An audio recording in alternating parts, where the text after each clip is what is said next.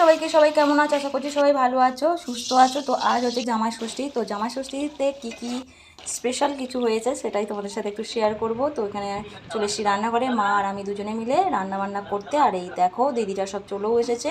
তো আমাদের ফলারে ছিল এখানে মিষ্টি আম, লিচু, চিড়ে মুরগি, মিষ্টি দই। এই দইটা কিন্তু পল্লবদা নিয়ে এসেছিলো, বাড়িতে বসেছিল, দারুণ খেতে ছিল। এখানে পল্লবদা শান্তনুদা বসে গিয়েছিলো, তারপর আমরাও সবাই মিলে ফলার করতে বসে গিয়েছিলাম। আর চলো তোমাদের সাথে একটু শেয়ার করে দিই তো লাঞ্চে আমাদের কী হয়েছিল। তবে হ্যাঁ, বেশি ভিডিও করতে পারিনি, যতটুকু পেরেছি রান্নার ফাঁকে ফাঁকে একটু করে করেছি।